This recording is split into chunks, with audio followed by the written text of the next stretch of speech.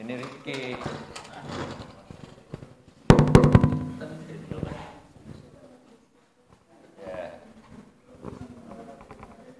Terima kasih. Bismillahirrahmanirrahim. Assalamualaikum warahmatullahi wabarakatuh. Ya, Pak. Apa? Terlalu kencang suaranya. Oh, terlalu dekat ya? Di sana diatur. Baik, sekali lagi terima kasih banyak atas kesempatan yang diberikan kepada saya untuk memimpin diskusi pagi hari ini. Sekaligus nanti akan ada live dari CatLab ya. Jadi barangkali pertama-tama saya mengucapkan selamat ya atas kegiatan ini pada UKK Kardiologi dan semua pengurus. Saya kira ini suatu hal yang sangat baik ke depan untuk pengembangan pelayanan kardiologi anak di Indonesia. Kardiologi anak memang memerlukan suatu inovasi dan beberapa kegiatan yang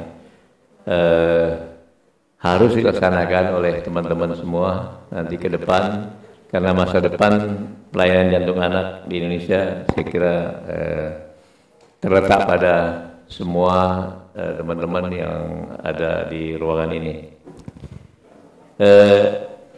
Acara pertama adalah lecture ya, yang akan disampaikan oleh Dr. Indah Kartika Murni ya.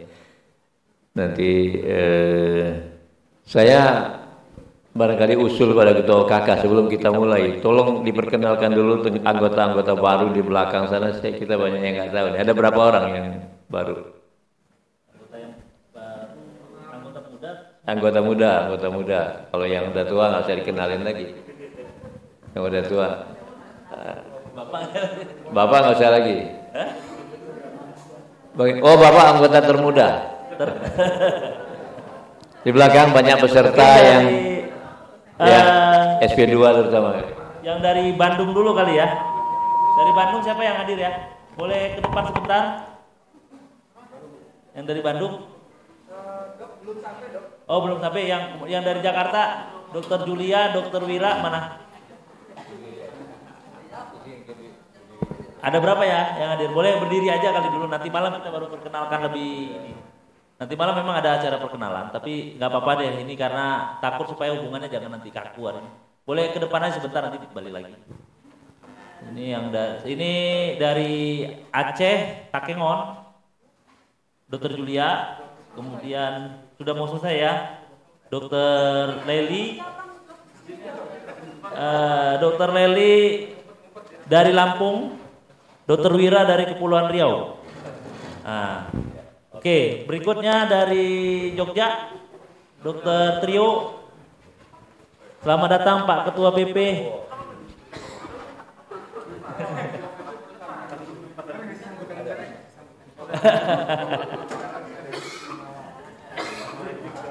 Iya. Dari Jogja, Dr. Trio dan kawan-kawan, Dr. Emi. Mana? Mohon ini ke depan, Dr. Emi, Dr. Emi, Dr. Trio, Dr. Eni Karyani ya. Oh itu Surabaya ya. Emi ini dari Tulungagung, itu Surabaya satu lagi. Ini Eni yang maju. Diwakili karena ada yang sebagai di CatLab ya. Oke. Ya, Dr. Emi ini sebenarnya dia dulu KKRI ya. Oh. Cuma berpindah. Membelot dia ke kita. Jadi anggota UKK Karto, tapi rumah sakitnya dari rumah sakit Tulung Agung. Kemudian Dokter Halida dari Kalsel ya, Kalimantan Selatan. Yang dari Doris Silvanus siapa? Ada rumah sakit Tengah ya. Pelangkaraya. Oke, 2. Mungkin ada kalau nggak salah ada 6 ya. 4 di bawah ya, Dokter Nor ya. Mungkin nanti malam bisa hadir ya. Nanti malam biar dulu. Kemudian yang dari Surabaya, Surabaya mana nih? Dokter Taufik udah ini.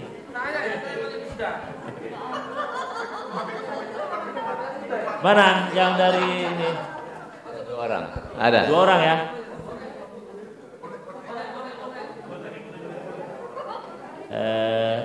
Berapa orang dari Surabaya? Oh, Surabaya ramai juga nih. Surabaya, tunggu dulu. Aulia ya. Dokter Aulia ini Makassar. Depan dulu. Dokter Indah Muslim Gorontalo. Shirley Papua. Hah? Madura. Oh, Madura bakal 2 berarti ya. Hah? Karena ada satu kemarin yang minta rekomendasi juga dari Madura.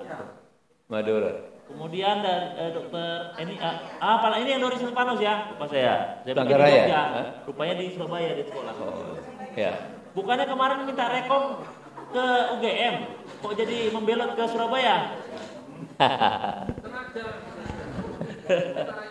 Ya, oke. Ini ada berapa total di sana? 4 ya, 4 berangkat ya. Makasih Ya. Dok. Terima kasih Dok. Ini ada soalnya kita ini anggota makin banyak, kadang-kadang daya ingat kita udah mulai berkurang untuk ingat semua anggota UKK. Kalau dulu masih sedikit gampang ingatnya. Sekarang nih udah 4 orang. Oke. Dokter Shirley dari Madura ya. Pamekasan. Oh ya, ini yang kemarin yang menyusui ya. Ingat saya waktu ketemu lagi nyusui. Menyusui. Iya, saya bingung. Ini siapa kalau menyusui? Wah, ini ketua kakak ingatannya lain. Ya, oke. Oke, silakan balik tempat ya. Tapi ada satu yang baru yang menjadi anggota muda jadi anggota tua, Dokter Sarah mana? Dokter Sarah? Iya. Selesai.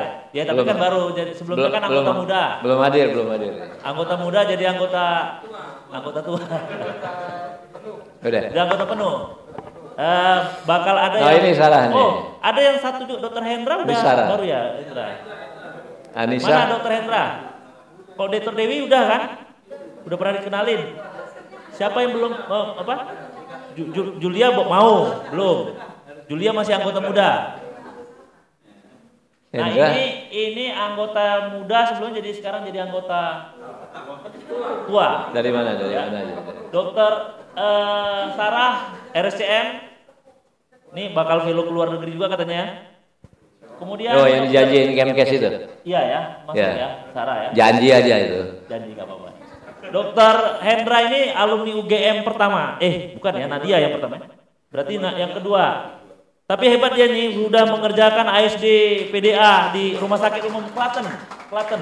Nah, udah mengerjakan kasus yang juga. Rumah sakitnya walaupun di Klaten saya pun baru tahu, Prof. Klaten. Rumah sakit pusat, bukan rumah sakit daerah ya. Oh, iya. Oke. Besar rumah sakitnya saya. Ya, nanti malah diperkenalkan lagi. Sorry, memang begitu pelonconya memang begitu. Nanti Dulu malam udah, baru. ya. Enggak, daya ingat kami yang terang. Ya. Oke, terima kasih Bang. Balik. Udah. Silakan lanjut, Prof. Baik, terima kasih. Terima kasih banyak ya. Saya kira dalam ruangan ini memang komunikasi supaya kita tahu nih. Kadang-kadang tadi saya lihat-lihat, waduh, banyak yang nggak kenal. Karena zaman dulu anggota UKK itu cuma 5 orang. Saya, Prof. Dikso, Najib. Ya, anggota UKK 5. Sekarang udah 80 ya, berapa? Enggak, 58. Ya. Ya. Baik, saya kira kita lanjutkan acara pagi ini. Kita ingin mendengarkan presentasi dari Dokter Indah, ya, Dokter Indah Kartika Murni tentang pediatrik pulmonologi, pediatrik pulmonary hypertension, current diagnosis and treatment. Ya, saya kira saya persilakan Dokter Indah. Dokter Indah tidak perlu kita perkenalkan lagi, saya kira sudah sangat dikenal. Ya. Saya berdebar, Prof. Silakan. Karena kalau biasanya kan disuruh bicaranya sama dokter residen di belakang. Ini Ya, tolong. sama SPAK takut.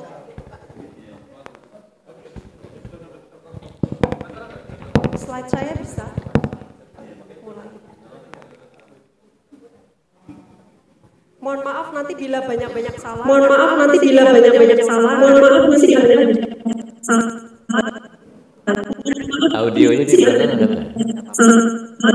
Kedengaran? Mohon Audionya di belakang ada nggak? Kedengaran? Audio di belakang. Ya. Kedengaran? Audio di belakang.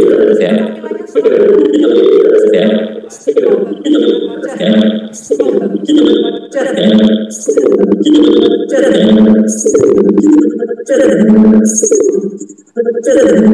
kelihatan ya, Prof. Kelihatan. Mungkin judulnya mungkin Prof dan Prof dan dokter sedikit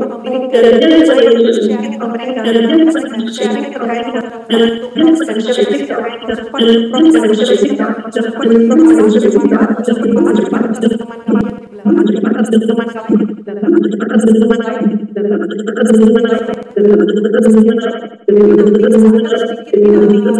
kembali terkait hipertensi pulmoner, terkait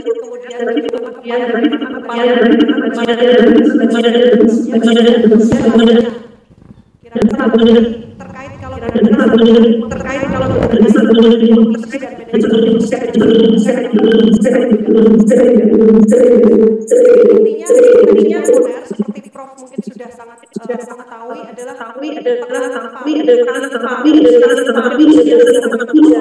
mungkin masih ada pulmonary vascular resistance yang dari 25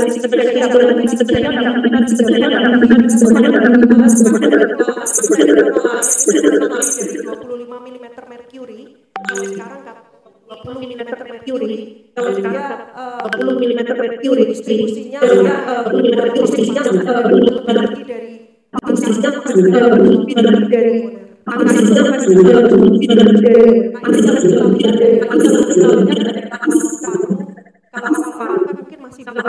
mungkin masih belum terlalu banyak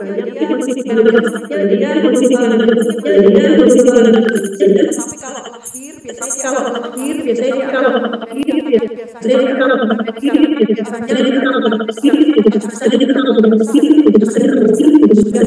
karena itu kadang-kadang kita bilang hipertensi pulmoner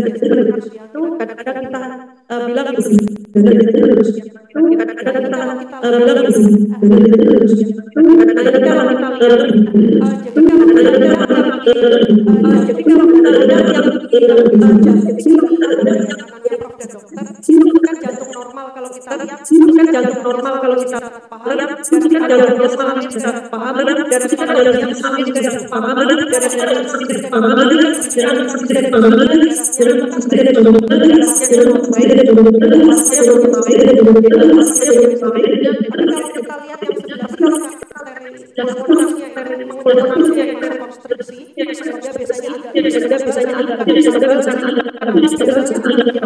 tekanan arteri pulmonalis pun meningkat, sehingga kalau arteri pulmonalis tekanannya meningkat, maka tekanan ventrikel kanan kadang-kadang juga meningkat, sehingga ada terjadi yang namanya pulmonary regurgitation. Kemudian terjadi juga tekanan meningkat di atrium kanan, sehingga terjadi tricuspid regurgitation. Next slide. Nah, kadang-kadang karena tekanan paru yang tinggi tadi, karena ada regurgitasi di pulmonary regurgitation, tricuspid regurgitation, dan karena tekanan paru yang sangat tinggi, biasanya darah akan sulit masuk ke paru sehingga menyebabkan biasanya kalau kondisi berat maka akan terjadi low output pada jantung yang sebelah kiri, terutama juga sirkulasinya akan mengalami penurunan. Sehingga gejala-gejala pada hipertensi pulmoner itu sangat bervariasi, mulai dari yang ringan mungkin tidak terlalu banyak gejala, atau mungkin dia akan mudah lelah gitu ya. Tetapi kalau yang berat biasanya dia akan terjadi kondisi-kondisi seperti low output syndrome kalau yang sangat berat, atau pada kondisi-kondisi misalnya dari pemeriksaan fisik kita akan lihat karena jantung kanannya yang besar maka akan ada bulging di jantung sebelah kanan. Biasanya akan terlihat dadanya simetris. Kemudian kalau dari pemeriksaan fisik kita kenal bahwa pulmonari suaranya yang di S2-nya akan mengeras, kemudian juga terdengar murmur pada saat tricuspid regurgitation yaitu sistolik, kemudian juga murmur diastolik karena pulmonary regurgitation. Dan juga karena kita lihat dia biasanya tekanan paru yang tinggi, tekanan jantung kanan tinggi, maka akan ada gejala gagal jantung kanan. Dan juga karena gejala gagal jantung kanan yang berat, aliran darah ke sistemik kurang, maka akan ada gejala-gejala perfusi yang berkurang seperti penurunan urin output dan yang lain-lain.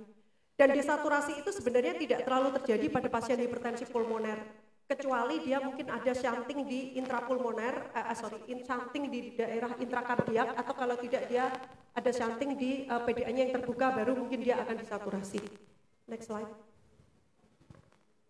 Nah ini kalau kita lihat bagaimana cara mendiagnosis hipertensi pulmoner, mungkin Prof dan dokter sudah sangat familiar. Jadi biasanya tadi dari pemeriksaan, dari anamnesis, kemudian pemeriksaan fisik, kemudian kita bisa cek X-ray, EKG, ekokardiografi sangat penting karena di situ bisa mengestimasi tekanan paru, baik itu sistolik estimasinya ataupun diastolik, dan juga kita lihat cardiac function-nya, karena kalau misalnya tekanan parunya sangat tinggi, biasanya fungsi di jantung kiri juga akan terganggu selain di jantung kanan. Kemudian kita juga akan melihat penyebabnya, yang paling sering adalah penyakit jantung bawaan dan juga gangguan dari PV dan juga di jantung kiri. Dan kalau kita lihat di sini ada beberapa marker yang bisa digunakan untuk menilai penyebab dari hipertensi pulmoner. Nanti kalau kita lihat satu-satu. Next slide. Nah ini kalau kita lihat di sini yang termasuk cukup berat, jadi dilihat di situ arteri pulmonalisnya sangat besar, sehingga selain dia penonjolan dari arteri pulmonalis, maka kita akan lihat di situ yang digambarkan di situ seperti coma sign di situ akan terlihat bahwa itu cabangnya dan arteri pulmonalisnya cukup besar, dan juga biasanya pruning karena di daerah yang pasang pinggir-pinggir dia mengalami vasokonstriksi sehingga akan lebih menurun alirannya yang di bagian pinggir-pinggir. Next slide.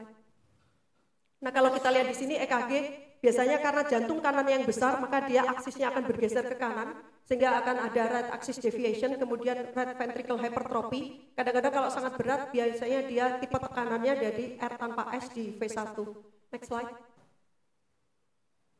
Nah kalau dari EKG ini kita lakukan penelitian, semoga saja sebentar lagi bisa dipublish.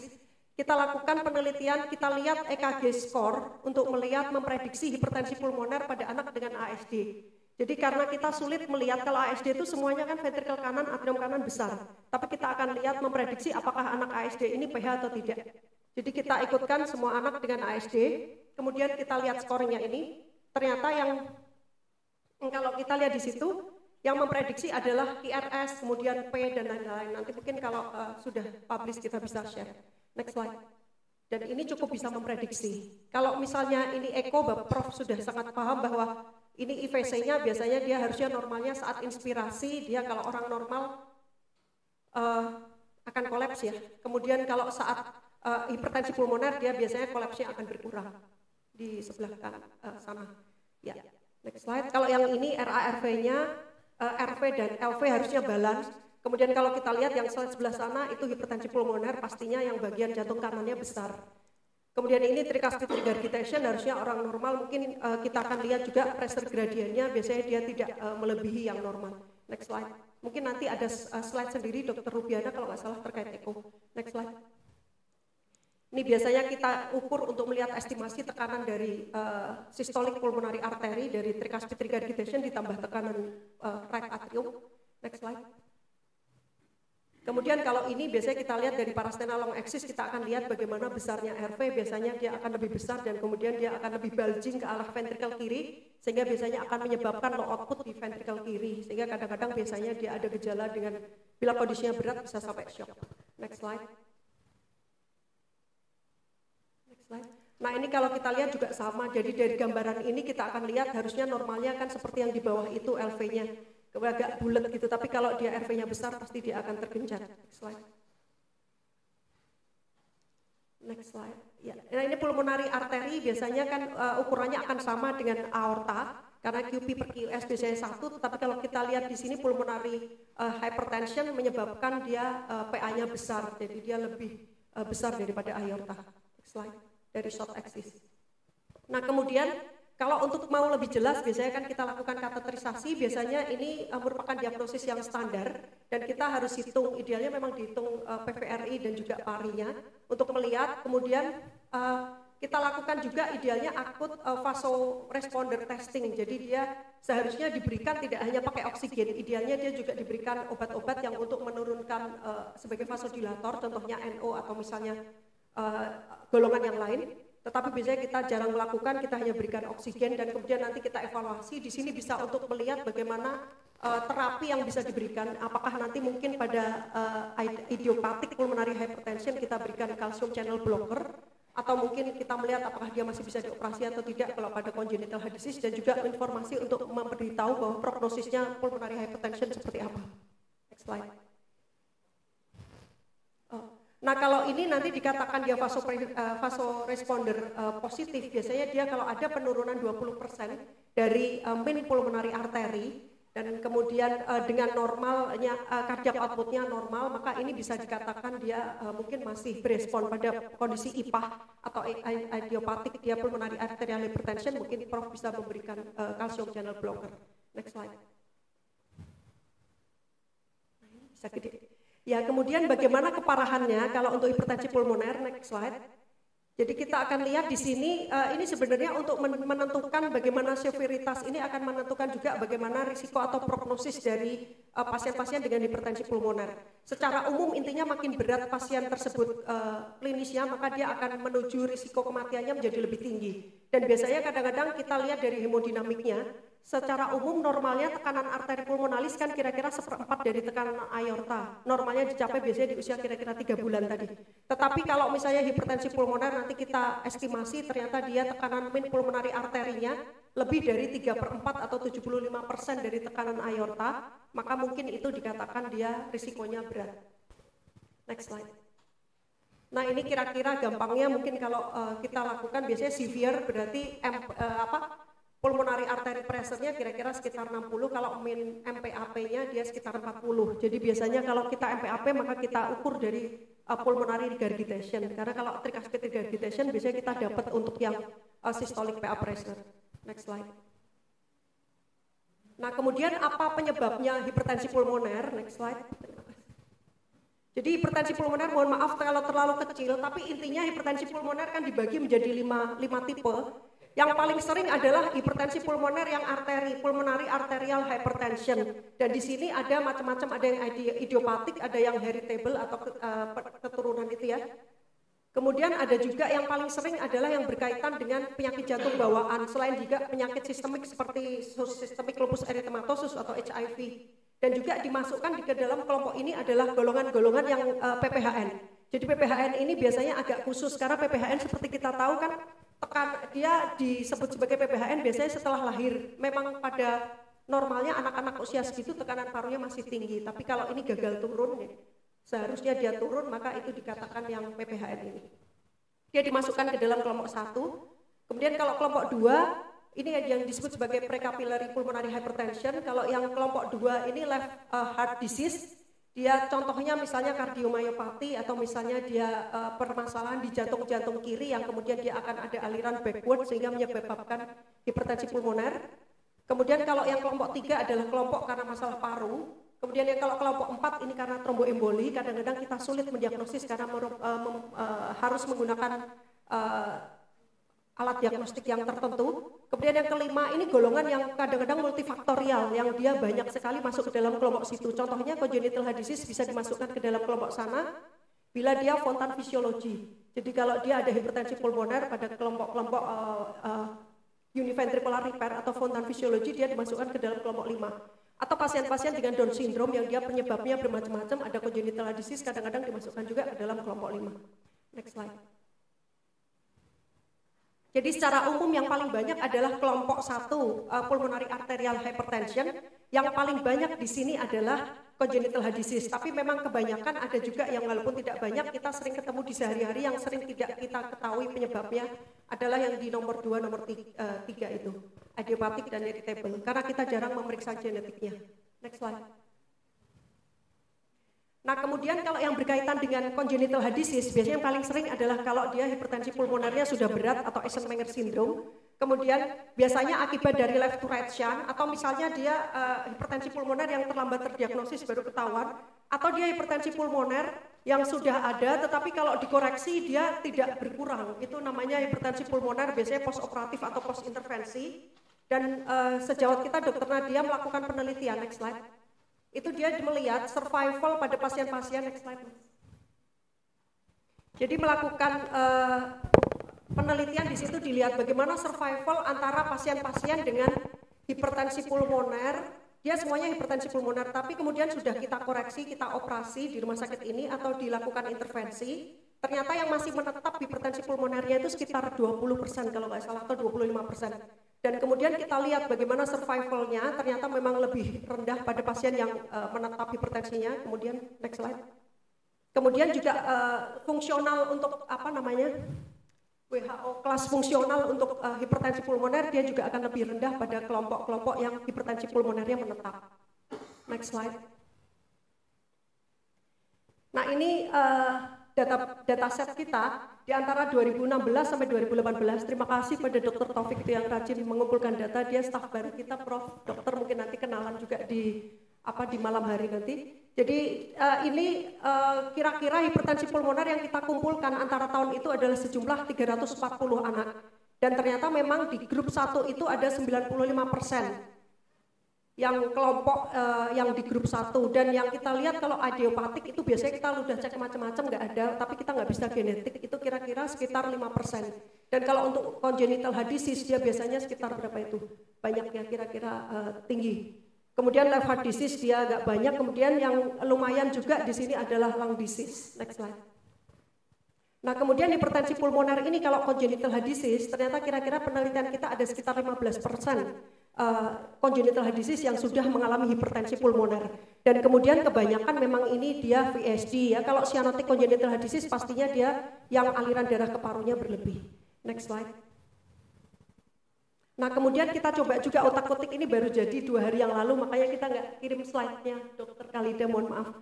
Ini prediktor kematian pada pasien penyakit, pada pasien hipertensi pulmoner di rumah sakit ini. Kalau kita lihat ternyata yang meninggal itu hipertensi pulmoner di rumah sakit ini sekitar 16,5%. Dan ternyata prediktor kematiannya itu adalah salah satunya sindrom. Jadi kalau dia ada sindrom, dia 2 kali lipat ya. Kemudian kalau kita lihat dia yang tidak dilakukan intervensi karena kadang-kadang kan terlambat atau mungkin dia memang tidak mau dilakukan intervensi, dia juga merupakan prediktor yang independen ya untuk kematiannya. Next slide. Nah kemudian bagaimana mekanismenya? Kalau kita lihat di sini intinya kalau orang normal semuanya kan serba seimbang. Entah itu kalau kita sebenarnya di dalam badan kita kan ada marker-marker yang untuk vasodilator dan juga untuk vasokonstriktor. Vasodilator contohnya NO atau nitric oxide. Kemudian kalau vasokonstriksi contohnya endothelin ya mungkin. Nah kalau ini dia seimbang maka dia tidak akan terjadi masalah. Dan juga harusnya growth inhibitor dan juga mitogenic factor itu juga seimbang, antitrombotik dan protrombotik itu markernya juga seimbang. Tapi pada kondisi hipertensi pulmoner ini, maka dia vasokonstriktor markernya akan lebih tinggi, kemudian juga growth yang untuk growth-nya itu dia akan lebih meningkat dan juga protrombotik itu lebih tinggi sehingga terjadi dia vasokonstriksi yang berat, kemudian juga ada pembesaran atau dia proliferasi dari sel-sel otot polosnya. Dan juga dia terjadi trombosis sehingga hal-hal ini yang menyebabkan hipertensi pulmoner. Next slide.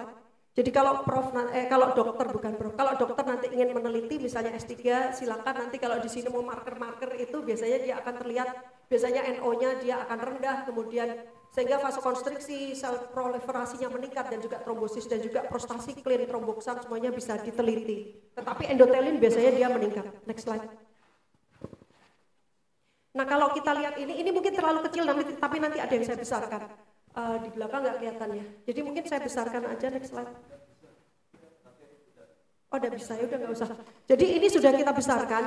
Jadi kalau dokter nanti menemukan ada hipertensi pulmoner, apa kira-kira penyebabnya itu pertama yang harus dilihat. Jadi kalau nanti ada hipertensi pulmoner mungkin gejala dan tandanya itu kan pasti ada tadi seperti sudah kita sebutkan, kemudian dilakukan EKG, eko, ronsen torak karena itu yang paling mungkin kita lakukan. Kemudian kalau kira-kira kok tidak terbukti, jadi tidak ada gambaran yang seperti tadi, maka mungkin dia bukan PH, sehingga atasi saja underlying disease-nya karena mungkin bukan PH, mungkin yang penyakit lain. Tetapi kalau memang dia betul terbukti PH, maka yang harus kita cari adalah congenital heart disease atau dia masalah paru karena itu 2 yang paling sering dan paling bisa kita lakukan. Sehingga congenital heart disease harus kita eksklusi belum selesai. Sebelumnya, slide sebelumnya. Jadi congenital heart disease harus kita lihat dulu atau penyakit paru. Nah caranya nanti pasti Bapak Prof semua sudah melihat dari ekokardiografi. Nanti kalau sulit kita akan ada prasat lain. Kemudian yang kita lakukan lagi adalah kita cari faktor risiko untuk masalah paru ada atau tidak. Kemudian dicek untuk fungsi parunya. Biasanya kalau anak besar bisa pakai spirometri. Kalau anak-anak di bawah 6 tahun kita belum bisa lihat, mungkin di UI sudah ada. Atau dia dilakukan CT dari dadanya atau dari parunya, nanti kita akan lihat. Kemudian next slide. Nah kalau ini misalnya nanti terbukti ada masalah di paru, nanti kita akan lihat apakah ada tanda-tanda dari severe pH atau tidak. Jadi severe pH tadi ada kriterianya, kemudian ada RV dysfunction atau tidak, atau fungsi RV-nya berkurang atau tidak. Kalau tidak, maka treat underlying disease-nya saja. Jadi misalnya ada masalah permasalahan paru, treat aja. Tetapi kalau dia ada kondisi pH yang berat dan juga ada RV dysfunction, maka biasanya dia harus khusus pengobatannya. Jadi biasanya kalau di luar negeri harus melibatkan expert dari hipertensi pulmoner. Nah selain itu, Prof dan dokter seharusnya melakukan yang namanya VNQ scan. Ini adalah untuk ventilasi dan perfusi scan. Jadi di sini nanti dilihat ventilasi scan itu biasanya anaknya disuruh menghirup radioaktif, kemudian nanti di scan, kemudian kalau perfusi scan itu biasanya disuntik radioaktifnya kayak kontras gitu, kemudian di scan paru-parunya, dan nanti akan dilihat di situ harusnya kan gambarannya normal kedua-duanya. Tapi nanti kalau ada permasalahan, misalnya ventilasinya baik tapi perfusinya jelek, mungkin itu ada tromboemboli. Nah itu nanti kalau ada seperti itu, kemudian next slide. Nah ini mungkin kan suspeknya yang hipertensi pulmoner tipe keempat, kemudian bisa dilakukan CT angiografi dan juga angiogram khusus yang untuk PA, nanti kemudian bisa dilakukan pemberian obat yang tertentu. Terus kemudian kalau dia tidak ada, maka Bapak Prof juga tetap harus melakukan kateterisasi setelah itu. Kemudian kateterisasinya dilihat kalau min PAP-nya dia lebih dari 25 mm merkuri, kemudian weight-nya dia kurang dari 15 dan PVR-nya lebih dari 3, maka ini kan precapillary, jadi dia mungkin PAH. Jadi itu harus dilihat, nanti harus digambar-gambar juga walaupun kita dari eko nggak lihat VSD-nya ada nggak, SD-nya ada nggak, PDA-nya ada nggak, vena pulmonalisnya semuanya digambar, semuanya untuk merule out adanya CHD. Kemudian kalau memang tidak ada, baru kita kemudian cek macam-macam, apakah mungkin ada HIV, apakah mungkin portopulmonary shunt, macam-macam semuanya ini dicek. Next slide. Ya, kemudian nanti dilihat kalau bagaimana untuk terapinya, karena memang secara umum hipertensi pulmoner itu kalau sudah ketahuan congenital heart disease agak lumayan bisa diprediksi, tapi kalau yang tidak ketahuan itu yang agak sulit.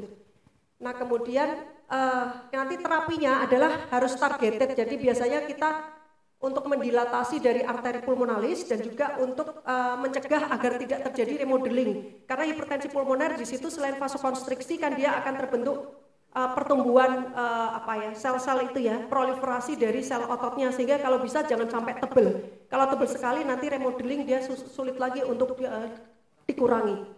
Kemudian underlying disease-nya kalau tadi tergantung penyebabnya, kalau ada mungkin berarti konsultasi juga dengan divisi yang terkait. Dan juga ini yang paling penting karena risiko krisis hipertensi pulmoner, maka biasanya nanti ada manajemen untuk terkait ICU-nya kalau memang dia ada krisis hipertensi pulmoner. Next slide. Next slide. Oke. Ini mungkin Prof sudah sangat paham ya. Tapi mungkin sedikit intinya kira-kira mekanisme dari aksi dari terapi hipertensi pulmoner itu bisa dari beberapa pathway atau beberapa jalur. Jadi ada yang dari jalur endotelin.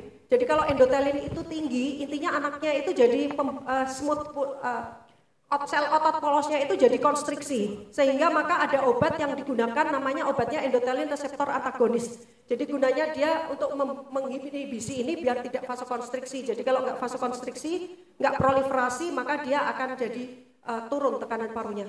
Kemudian kalau jalur yang nitrate oxide, nanti kalau nitrate oxide-nya muncul, maka ada siklik genosin monofosfat itu ya. Jadi dia katanya ini bisa juga dia terjadi vasodilatasi, maka dia nanti diberikan obat NO. Kemudian kalau nanti ada fosfodiesterase tipe 5 itu biasanya malah akan mengurangi CGMP ini sehingga akan vasokonstriksi, maka obatnya kita berikan yang namanya fosfodiesterase tipe 5 inhibitor, yang ini sering sekali kita pakai yaitu sildenafil. Kemudian prostacyclin ini itu juga katanya bisa menyebabkan vasodilatasi karena dia akan menghasilkan CAMP. Prostacyclin ini sering dikenal sebagai prostaglandin I2, sehingga nanti obatnya juga ada obat-obat yang ke arah prostacyclin seperti misalnya kalau di uap dia Ilopros itu ya. Next slide. Nah ini obat-obatan yang mungkin banyak digunakan, jadi ada yang golongan prostacyclin tadi, biasanya kita kenal ada Ilopros. Kemudian yang ini obat baru, saya juga tidak tahu, tapi ini katanya lumayan, tapi pada anak tidak banyak digunakan, tidak ada datanya. Kemudian yang endothelin reseptor antagonis ini yang bosentan, biasanya tidak masuk juga ke BPJS kalau di tempat kami. Kemudian yang ini yang sering dipakai ini PD fosfodiesterase inhibitor ini sildenafil, kemudian yang lainnya itu juga enggak dipakai, maksudnya enggak tahu saya. Next slide. Jadi kalau mudahnya secara umum terapi hipertensi pulmoner itu ada yang oral. Yang oral itu adalah yang fosfodiesterase inhibitor ini, yang dia biasanya sildenafil, atau dia yang endothelin reseptor itu bosentan. Next slide. Nah ini kalau Prof dokter mau menggunakan, jadi mohon maaf ini mereknya belum ditutup, saya tidak jualan ini, minta maaf sekali. Ini pemberiannya nanti dimaklumi. Iya nanti dipercepat saja slide-nya. Jadi ini nanti biasanya jadi sebentar sebelum dipercepat. Jadi idealnya kalau di beberapa penelitian mengatakan sebenarnya dosisnya itu harusnya 10 mg. Itu untuk anak yang bayi atau anak kecil. Jadi kalau di bawah itu kita nggak tahu karena penelitiannya nggak jelas. Kemudian kalau anak yang lebih besar dia pakai 20 mg. Jadi itu biasanya dosisnya yang dipakai. Jadi 3 kali sehari. Kalau dosis-dosis yang kecil kurang jelas apakah sesuai atau tidak. Atau kira-kira 1 sampai 2 mg per kilogram berat badan sekali pakai. Next slide. Nah kemudian kalau endothelin reseptor antagonis biasanya bosentan, di sini kadang dipakai tapi biasanya harus beli ya Dr. Nurmanto. Ini lumayan juga kalau digabungkan sama si sildenafil. Next slide, kalau yang lain kita nggak ada. Kemudian prostacyclin yang ada di sini biasanya Ilopros itu kalau ada. Next slide, tapi ini pemberiannya kan secara inhalasi dan kita tidak punya yang IV, kita punyanya yang inhalasi yang inhalasi nggak ada yang ini IV. Jadi IV ini biasanya kita tidak pakai di sini. Next slide. Biasanya kita pakai yang inhalasi ini biasanya diberikan karena dia half life-nya itu sangat pendek, maka dia biasanya bisa diberikan tiap 4 jam atau tiap 2 jam sekali, 3 jam sekali itu biasanya diberikan, diuapkan. Next slide. Nah ini yang lainnya obatnya apa? Yang lainnya itu biasanya diberikan antikoagulan. Kadang-kadang diberikan aspirin atau kadang-kadang diberikan warfarin sebenarnya. Karena ini sebenarnya biasanya panduannya tidak terlalu tegas, tetapi di situ INR-nya dijaga antara 1,5 sampai 2,5. Kemudian kalau atrial septostomi ini dilakukan kalau sudah kondisi berat sekali. Tapi atrial septostomi tidak terlalu disenangi, nanti mungkin Dokter Rizky memberikan kuliah ini. Karena kalau atrial septostomi kan nanti dia kanan ke kiri di tingkat atrium, jadi otaknya itu kan juga dapat darah yang desaturasi, jadi dia tidak terlalu disukai. Tapi lebih disukai kalau mau tuh POTS-shunt. Jadi kalau POTS-shunt itu nanti yang biru kan cuma kakinya dari bawah, tapi otaknya dia masih bagus, dapat darah yang bersih. Ini lebih disukai daripada yang di atas. Next slide. Nah ini kalau untuk idiopathic pulmonary arterial hypertension, ini khusus yang kita kalau nggak jelas penyebabnya, nanti yang diuretik itu bagus untuk orang hipertensi pulmoner karena dia akan bisa lebih kan biasanya dia ada preloadnya yang jadi berlebihan di jantung kanan, itu kadang-kadang agak membantu.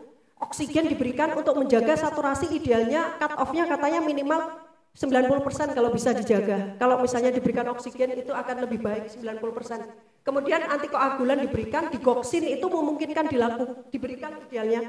Terutama pada hipertensi pulmoner yang ada gangguan fungsi jantung kirinya yang berkurang.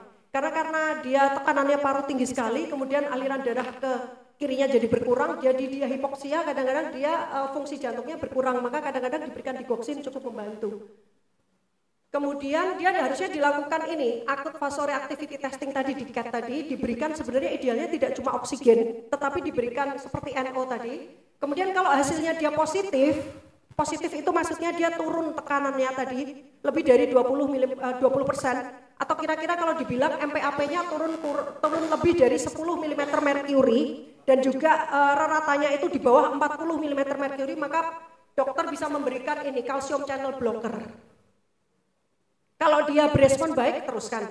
Tapi kalau misalnya dia vasoreaktif testingnya tidak berespon, maka akan dilihat apakah dia risikonya rendah atau tinggi. Kalau risikonya rendah, maksudnya anaknya nggak terlalu berat, maka Prof bisa memberikan tadi golongan sildenafil dan juga dia digabung dengan bosentan dan juga bisa Prof ditambahkan ilopros. Kemudian kalau dia risikonya berat selain obat-obat tadi, mungkin disarankan atrial septostomi atau pot shunt.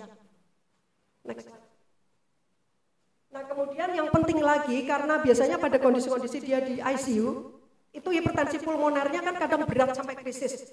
Nah ini biasanya terjadi walaupun sedikit, tapi terutama juga terjadi pada post-op atau post-intervensi, maka ini biasanya nanti akan bisa menyebabkan shock kalau tidak di treatment dengan baik.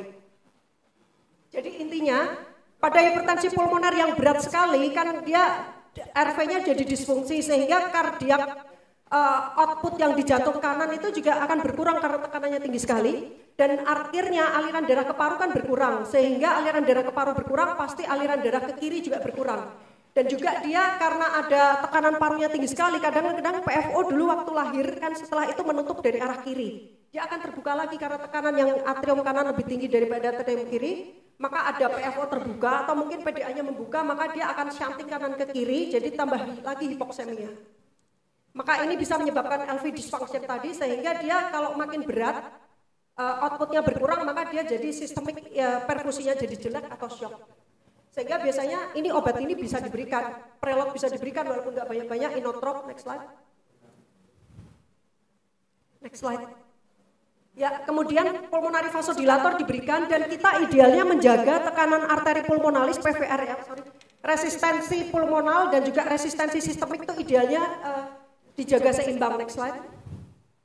Nah, ini hal-hal yang akan meningkatkan dan juga menurunkan dari pulmonary vascular resistance dan juga systemic vascular resistance. Jadi intinya anak-anak ini dijaga, dia jangan sampai terlalu hipokapnia atau hiperkapnia. Jadi dijaga harusnya PCO2-nya itu ya sekitar 40, maksimal dia 45. Kemudian kalau dia jangan sampai metabolik asidosis, kalau metabolik asidosis nanti dia makin hipertensi pulmoner.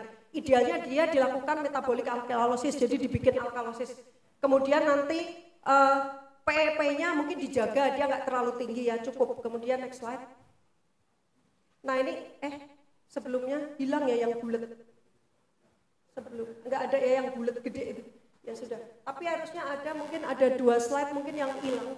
Ini ya ini sebenarnya yang tadi mekanisme ini ya. Jadi intinya RV contractility-nya akan berkurang, kemudian nanti dia akhirnya dia end diastolic pressure-nya dan volumenya preload di ventricle kanannya juga kurang, sehingga RV-nya juga iskemik, darahnya sulit masuk ke paru, sehingga yang keluar ke ventricle kiri juga sedikit, compliance-nya jadi berkurang, iskemik, sehingga semuanya akan menyebabkan masalah pada kondisi-kondisi hipertensi pulmoner yang berat, sehingga dia akan terjadi myocardial iskemia, metabolic acidosis, kemudian juga paru-parunya sendiri dia akan hipoksia karena aliran darah ke parunya berkurang, maka perfusi ventilasinya mismatch, sehingga dia akan menyebabkan respiratory acidosis. Sebelum ini mungkin, sehingga yang penting mungkin kalau hipertensi pulmoner dijaga, jangan sampai dia nggak ada ya sudah next slide. Intinya jangan sampai dia ini sebenarnya.